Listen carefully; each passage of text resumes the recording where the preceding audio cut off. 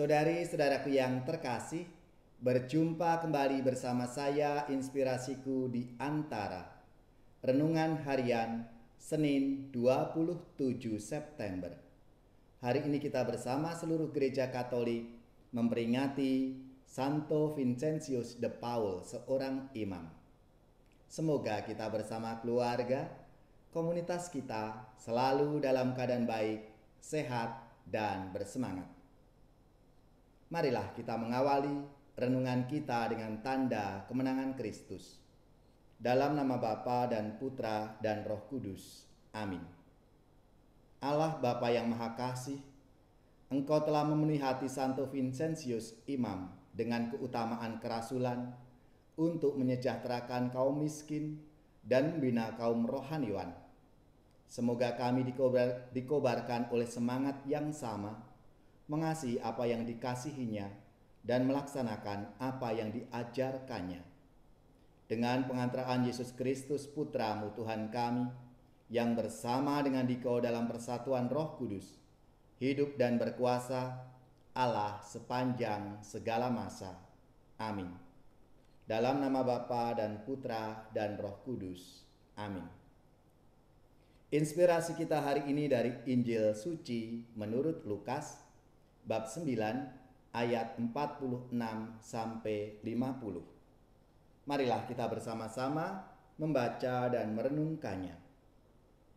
Sekali peristiwa timbullah pertengkaran di antara para murid Yesus tentang siapakah yang terbesar di antara mereka.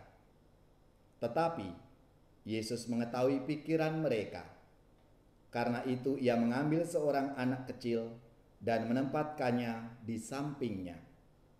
Lalu ia berkata kepada mereka, "Barang siapa menerima anak ini demi namaku, dia menerima aku.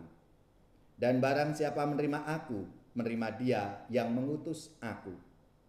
Sebab yang terkecil di antara kalian, dialah yang terbesar."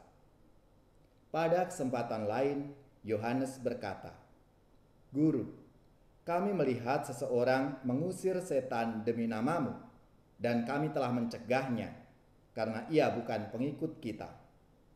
Tetapi Yesus menjawab, "Jangan kalian cegah, sebab barang siapa tidak melawan kalian, dia memihak kalian."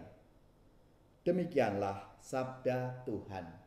Terpujilah Kristus. Saudari-saudaraku yang terkasih, selamat dan provisiat untuk saudara-saudara, gereja, paroki, lembaga-lembaga yang hari ini pesta nama Santo Vincentius de Paul. Semoga semangatnya memberi inspirasi dalam hidup dan karya pelayanan kita.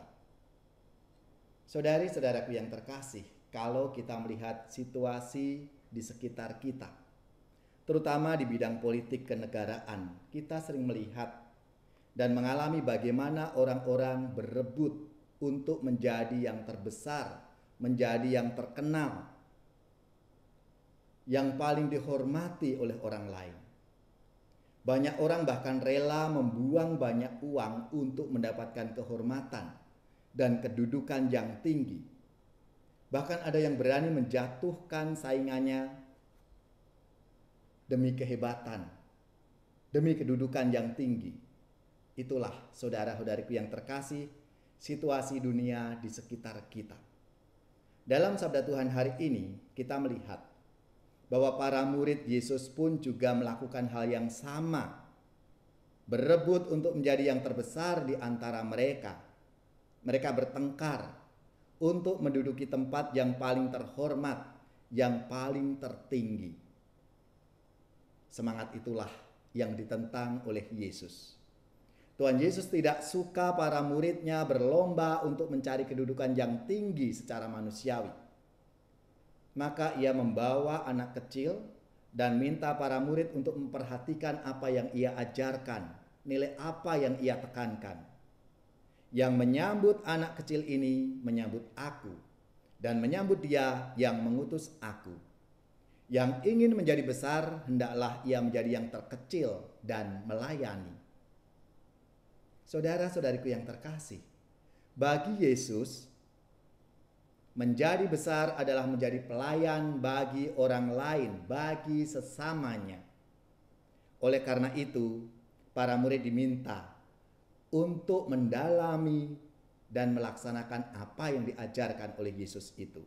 Semangat rendah hati, semangat menjadi kecil dan melayani, itulah semangat yang diteladankan oleh Santo Vincentius de Paul yang hari ini kita peringati bersama.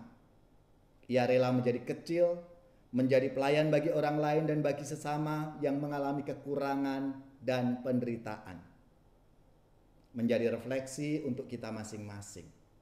Bagaimana dengan diri kita? Apakah kita mempunyai dan mengembangkan semangat melayani dalam hidup kita?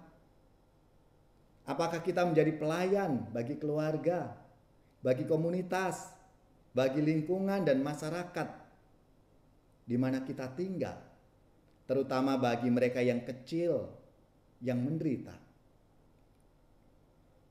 Saudara-saudariku yang terkasih, cinta adalah melayani. Seperti Tuhan Yesus datang untuk melayani kita dan bahkan wafat untuk keselamatan kita semua. Marilah kita mohon agar kita diberi semangat untuk melayani dalam hidup kita.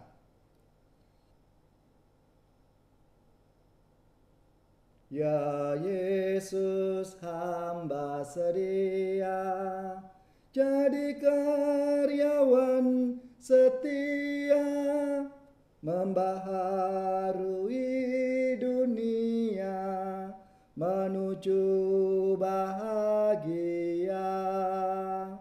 Sabda Kristus pada kita, ladangku menanti Anda, padinya kuning melambai, di mana para penuai. Ya Yesus, hamba sedia jadi karyawan setia, membaharui dunia menuju bahagia. Marilah kita siapkan hati kita untuk menerima berkat Tuhan. Semoga saudari-saudara sekalian, keluarga-keluarga kita, orang-orang yang kita doakan, mereka yang sakit, yang menderita, seluruh tugas, belajar, pekerjaan, usaha serta karya pelayanan kita dibimbing, dilindungi dan diberkati oleh Allah yang Maha Kuasa, Bapa dan Putra dan Roh Kudus. Amin.